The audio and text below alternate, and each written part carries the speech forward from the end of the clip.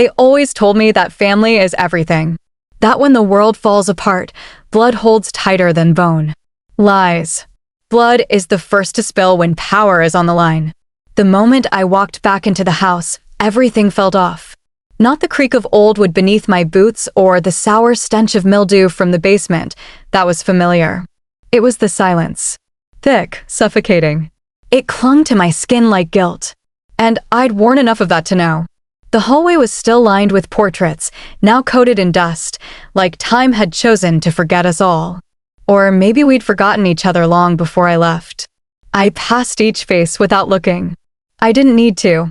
I knew every fake smile, every carefully posed hand, every eye that looked directly into the camera yet saw nothing real. I reached the living room where the television was frozen on a static screen, flickering gray like a dying pulse. The old couch was still there, springs exposed like bones poking through a corpse. The coffee table, if it could still be called that, was warped, rings of old coffee stains forming a pattern only the damned could decipher. And in the corner, behind the thick curtain, was the safe. That's why I came back. It wasn't about money. Not entirely. It was about proof. Because once I found what was inside, no one could deny what had happened to me. What they did to me. What I was forced to become because of them. I peeled back the curtain and stared at the dented steel box embedded into the wall. I knew the combination, of course. It was tattooed on my memory the same day I was locked out of everything else in this house. 3 numbers. 1 betrayal. I turned the dial slowly, almost ceremonially, listening for the clicks like they were gunshots in reverse. 1, 2, 3. It popped open with a groan. Inside, there wasn't much. A thick folder, bound with red tape and a smell of mildew and smoke. A silver revolver, still loaded. And a phone old, beat up, but still holding charge. I grabbed the folder first. My hands trembled before I opened it. The documents were faded, some torn, others rewritten in scribbled handwriting I knew too well. It was all here, every lie, every fake report, every signature forged in my name. Medical records claiming I was unstable. Police reports I never filed. A psychiatric recommendation marked urgent. It was all orchestrated. I was never sick. I was silenced. The phone vibrated in my hand. A message flashed on the screen. Just one word. Run.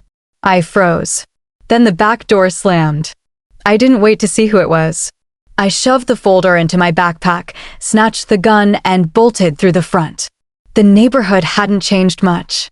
Still the same cracked sidewalks, the same rusted mailboxes, the same miserable air that tasted like lost hope.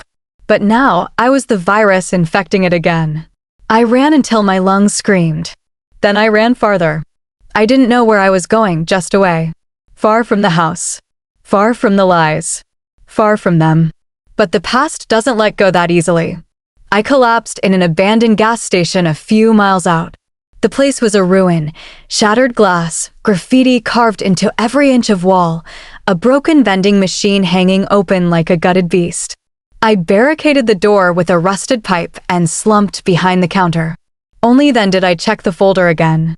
There was one photo near the back. A picture of me. Younger. Smiling. Arm around someone I didn't recognize at first. Then it hit me. It was a foster file. They replaced me. The rage that burned inside me had no outlet. I clenched the photo until it tore, then screamed into the empty store until my throat was raw. That's when I made the decision. They wanted to erase me. Rewrite the past. Pretend I was some broken mistake they could bury with paperwork and whispers. But I wasn't gone. Not yet. I spent the next week off the grid. Changed my look. Burned the old clothes. Switched out the phone for a burner. Every day, I studied the folder, building the timeline. Every lie, every forged step, every person who signed off on it. I didn't just want revenge. I wanted scorched earth. The first target was easy. A family friend. Or so I thought. I waited outside his office until he left. He didn't recognize me. Not until I pushed him into the alley and shoved the barrel of the revolver into his gut. He pleaded. I didn't care. I didn't shoot, not yet. I made him talk. Every detail. Every person who knew. Every cover-up. When I was done, I left him there, bleeding from a broken nose and a shattered rib. He got off easy. The next one wasn't so lucky. She was a counselor. The one who convinced them I was dangerous. The one who recommended treatment. She lived in a nice suburban house now. New husband. 2 kids. I watched for days. Memorized her routine. Then I broke in while they were asleep. I didn't touch the kids. I'm not a monster. But I made sure she saw my face. I made sure she knew why it was happening. I left her tied to a chair, every light in the house broken, mirrors shattered, photos burned, and the phrase, "You created this," painted on the wall in gasoline. I never lit the match. The fear was enough. One by one, the pieces fell. And finally, it was time to go home. They were still there. Older. Slower. But the venom hadn't aged. I stood at the threshold of the house I was born in, gun in hand, heart frozen. They didn't scream when they saw me. They didn't run. They just stared like I was a ghost returning to collect a debt. And I was. But not yet. I needed them to see the wreckage. I needed them to know it was their doing. So I spoke, for the first time in years. I told them everything. Every moment. Every scar. Every time I bled because of their decisions. They didn't deny it. That was the worst part. No apologies. No excuses. Just hollow stares and bitter silence. So I smiled, turned around, and walked out. Because the real revenge wasn't in bullets or fire. It was in becoming everything they feared I could be. And making sure they lived long enough to witness it. I didn't sleep after that night. I didn't eat either. I sat in a motel room that smelled like cigarette butts and bleach, staring at the gun resting on the edge of the sink. My eyes didn't blink much. My hands didn't stop twitching. The adrenaline had worn off, and all that was left was the hangover of hatred. I thought I'd feel something after walking away. Vindication. Power. Even relief. But all I felt was emptiness. Because they didn't fight back. They didn't scream. They didn't beg. They just accepted it. Like it was inevitable. Like they knew this day would come. And maybe that was worse than any denial.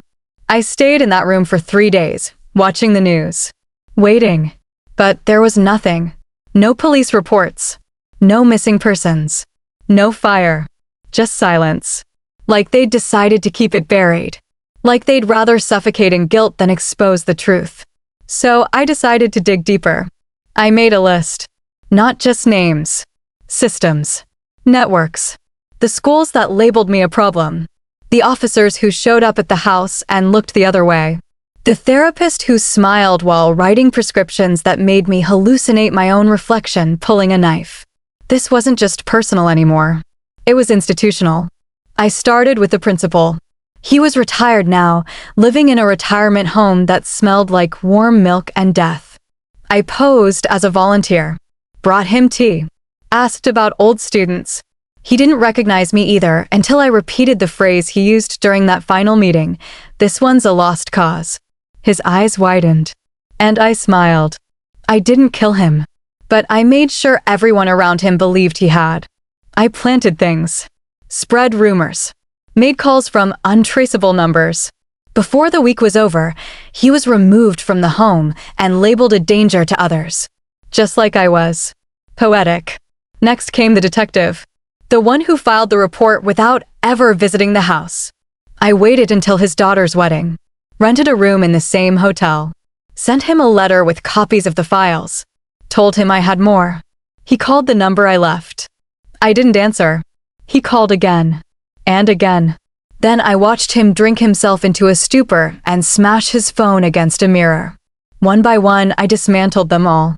But the hardest target was still untouched. My sibling. The one who watched it all. The one who stayed silent. The one who played innocent while I was dragged through the mud. The one who was handed everything I was denied. I found them living comfortably in a condo that overlooked the water. Smiling in vacation photos. Posing with strangers like a curated saint. I followed them for weeks, learning the routine. Every latte. Every yoga session. Every dinner reservation. They were successful. Clean. Popular. I was about to change that. It started with a leak. A quiet one. I sent files to their employer anonymous, encrypted, undeniable. Then I hacked into their social accounts. Released messages. Old ones. Racist ones. Sexist ones. The kind that made headlines in seconds. Overnight, the world turned on them. I watched from the other side of a screen as their reputation collapsed. Their job disappeared. Their friends vanished. Their partner moved out. Even their dog got taken away after a video of neglect surfaced. Courtesy of me, of course. Then I showed up. I stood outside their place, watching them stare through the blinds with red eyes and a shaking hand holding a wine bottle like it was a weapon. They didn't recognize me either. Until I smiled. That's when the glass dropped. I walked away again. Just like before. Leaving them to sit in the ruins of the life they built from the ashes of mine. But it still wasn't enough. Because somewhere deep down, I wanted them to scream. To fight. To chase me down and demand answers. But they didn't. None of them did. So I went back to the house. Not to confront them. To destroy it. The house where it all happened. The house that held secrets in its walls and screams in its pipes. I stood in front of it under the moonlight, gasoline in one hand, lighter in the other. And I hesitated. Not out of mercy. But because I realized something that made my blood go cold. They wanted this. Not the fire. Not the revenge. The silence. They had buried me years ago, not with shovels or coffins, but with indifference. They didn't fight because they didn't care. Because to them, I had already died the day they locked me away. I was just a ghost now. So I made a new plan. I wouldn't burn the house. I would live in it. Take it back. Every room. Every corner. Every inch they thought belonged to their legacy. I broke the locks. Changed them. Repainted the walls. Tore down the photos. Replaced them with newspaper clippings of everything I'd done since. It was mine now. And I made sure everyone knew it. Letters went out. To the neighborhood. To the church. To their friends. Their remaining family. With every document. Every confession. Every lie exposed. And I signed them with the name they erased. The fallout was beautiful. They were disowned by the very community they weaponized against me. Donations stopped. Invitations vanished. Their faces were blacked out in family albums. Their phones went dead. One by one, they lost everything. And still, I didn't feel full. Because I wasn't doing this for closure. I was doing it for dominance. They didn't get to decide who I became. I did. And now, every time they woke up in some motel room, hiding from the world they built, they would remember the truth. The child they buried came back as the executioner. And I wasn't done. The house was quiet now, but it didn't feel like peace. It felt like a mausoleum. I walked through it barefoot, floorboards creaking under my weight, and every groan of the wood sounded like a whisper of the past screaming through splinters. I didn't need light. I knew every step, every nail, every crack in the wallpaper. I had memorized it all in the dark when I was young and locked in the basement for days, the smell of mold and rust sinking into my lungs like shame. I slept under leaking pipes, drank from rusty faucets, pissed in a bucket like an animal. I counted rats like friends. I knew which ones were bold, which ones bit, and which ones died beside me, poisoned by traps that were never meant for them. I rebuilt the basement first. Not to make it better, but to leave it exactly as it was. Preserved like a crime scene. I wanted it to rot, slow and deliberate, just like they had allowed me to. I found the mattress, still damp from time, still stained with a history no one ever wrote down. I nailed it to the wall like a trophy. The chains were gone, but I found new ones. I hung them from the beams. Not to use. Just to remind myself what I'd crawled out of. The rest of the house was gutted. I stripped the furniture, tore down the curtains, smashed every picture frame with my bare hands until my knuckles bled. I wanted to bleed. I needed to. It was the only way I could still feel human. The upstairs bedrooms were untouched since they fled, closets full of forgotten clothes, drawers still stuffed with stolen letters I had written from state hospitals and juvenile detention centers. They never responded. I lit them on fire in a metal bowl and watched the smoke slither up the wall like the lies they told to the world. We tried everything. We did our best. They were always troubled. Bullshit written in cursive. I sat in their room for hours, staring into the mirror, waiting for my reflection to flinch. It never did. The person looking back at me wasn't the same. The eyes were colder now. Harder. My skin looked stretched too tight over a skeleton that had grown too sharp. I saw no pity, no regret, just hunger. I wasn't searching for justice anymore. That was naive. I wanted pain. The kind of pain that doesn't heal. The kind that echoes in bones. The kind that scars the soul. The guilt they wore wasn't enough. Regret is cheap. Easy. Passive. They could sit in silence and tell themselves they made mistakes, but I wanted more. I wanted them broken in ways I had been.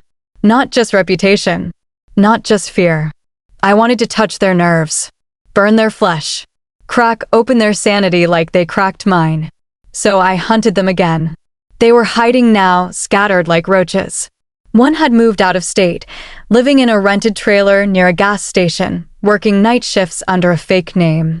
I waited until the sky turned black, until the road was empty, until even the crickets stopped chirping. I cut the power, smashed the windows, dragged them out by the hair, and shoved them into the trunk of my car, blindfolded, gagged, wrists zip-tied so tight their fingers turned blue. I didn't speak. I didn't need to. They knew exactly who I was. I brought them back to the house, down to the basement. The chains didn't need explanation. I didn't kill them. That would have been too fast. I fed them the same food I ate when I was forgotten: moldy bread, spoiled milk, water from a rusted pipe. They screamed at first, begged, tried to remember my name, said it like a curse, like a prayer. Eventually, they stopped talking, just whimpered, shivered, cried when I turned on the light. I made them stay for a week. And when I let them go, I didn't threaten them. I just whispered, "You lived." Because that's worse. Death is a gift. Living with what you've become, that's the punishment. I left another in the forest. Naked. Alone. No phone. No shoes.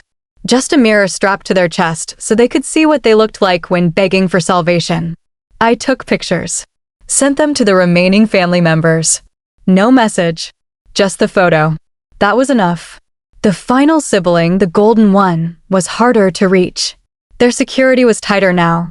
They hired a private guard, cameras, locked gates. They lived in a fortress built on lies. But no wall was too high. Not for someone like me. I studied everything: delivery schedules, blind spots, sound delays in the alarm system. I watched from trees like a predator until the moment came. It was too clean, too quiet. They found me in their bedroom. Not with a weapon, but with a tape recorder. One I had taken years ago when I still thought telling the truth might save me. It was filled with old audio, my voice crying, asking for help, screaming, silence. Then the voices of others, teachers, neighbors, doctors, all ignoring, excusing, deflecting. I played it at full volume. Then I left the recorder on their bed, surrounded by red paint, like blood splatters. I didn't need to do more. They knew I had been inside. Knew that no lock, no wall, no court order could stop me. They moved away the next week. But I followed. Not physically. I didn't need to. I bought a billboard on the highway leading into their new town. Black background. White letters. Just a single sentence. "You let them hurt me, now I'm letting you remember." It made the local news. People started asking questions. Reporters. Activists. Podcasts. TikTokers. The family name became a curse, a punchline, a warning. No one wanted to be associated with them. They changed their names. Their faces. But the internet remembers. I still live in the house. Sometimes at night, I hear footsteps outside. Sometimes they knock. I never answer. Because I know what they want. Not forgiveness. Not closure. They want me to stop. But I won't. Because I am the consequence they never saw coming. The living wound. The breathing curse. The reckoning in flesh. And I'm not done yet. I used to dream of endings. Of walking away, of standing over their graves, of watching the world applaud me as the survivor who endured it all and rebuilt herself from ashes. I thought I'd sit under a tree somewhere with the sun on my face, finally at peace, no more ghosts clawing at my back. But I know better now. Endings aren't peaceful. They're violent. Loud. drenched in blood and gasoline. They leave a mess that no rain can wash away. And I wasn't here to be a survivor. I was here to finish what they started. I had broken their bodies, ruined their names, turned the world against them. But it wasn't enough. Not for what they took. Not for what I lost. You don't erase someone's childhood, crush their mind, exile them like trash, and then expect a warning shot. You don't get second chances after you gut someone's soul and walk away whistling. I wanted everything gone. Erased. Like they tried to erase me. So I planned the final act. Not subtle. Not psychological. Not poetic. I wanted fire. I spent days preparing. Not the usual gasoline and matches. I studied chemicals. Reactions. Timers. I wanted it to be surgical, unstoppable, consuming. I turned the house into a grave. Wired every beam. Laced every air vent. Set up pressure plates under the floorboards. It took weeks. Every creak became a fuse. Every breath a potential spark. Then I invited them back. Not with words. With bait. Bank accounts drained. Private messages leaked. Evidence mailed to their lawyers. Their entire web of secrets pulled tight around their throats until they had no choice but to come to the source. I made sure every road led back here. Back to the rot. Back to the basement. Back to the nightmare they left behind. They came separately, each one walking through the door like it was the last choice they had. They didn't see the wires. They didn't smell the accelerants. They didn't notice the subtle shimmer on the stair rails or the glint of copper near the vents. They walked right into it. Blind. Desperate. Afraid. I waited in the attic. Watching. Listening. Like they used to when I cried through the walls. The trap didn't spring immediately. I let them explore. Let them remember. Let them touch the old photographs, smell the decay, whisper apologies to ghosts who didn't want them anymore. I let them cry. I let them kneel. I let them pray to whatever version of me they believed still existed inside this rotting wood and concrete. Then I hit the switch. It wasn't fire that came first. It was sound. A scream of metal grinding, of gas hissing, of circuits buzzing like insects waking from hibernation. The lights flickered, then went black. Panic set in. Shouts. Scrambling. Feet pounding the floors, triggering mechanisms they couldn't see. Then the flames. They rose like they had been waiting, greedy, hungry, wrapping around the staircase, licking the ceilings, devouring the curtains. I watched as they tried to escape, as they choked on the smoke, clawed at the doors I had sealed shut, pounded on windows that didn't open. The fire danced like a symphony, each crack of wood a beat, each explosion a crescendo. It wasn't chaos. It was orchestrated. Every scream fell exactly where I wanted it in the timeline. And then it was quiet. I walked down slowly. The heat didn't scare me. I had lived through worse. I stepped through the ash. Past bodies curled like insects, hair melted to scalp, skin fused to furniture. I didn't flinch. I didn't pause. I walked to the center of the room where the old family photo used to hang, now nothing but a blackened outline on scorched wallpaper. I stood there and breathed in the smoke. This was the closest I had come to peace. I knew the fire would spread. I had rigged it to. The foundations would collapse. The news would call it arson. Investigators would speculate. They'd piece together half the puzzle, name me in whispers, call me dangerous, unstable, unhinged. They'd be right. But they'd be late. By the time the sirens screamed down the street, I was already gone. No trace. No tracks. Just smoke on the wind and a memory they couldn't bury. I didn't run. I didn't hide. I walked. Through the forest, into the hills, past the towns that used to spit on my name. I found a cabin on the edge of nowhere, surrounded by nothing but trees and time. No mirrors. No clocks. No past. Just me. I never spoke of it again. Not out loud. Not in writing. Not even in thought. They were gone. Their legacy turned to soot. Their names erased from every corner of the world. And me? I became the silence they feared most. Not because I disappeared, but because I survived. And I made sure no one else would ever forget it.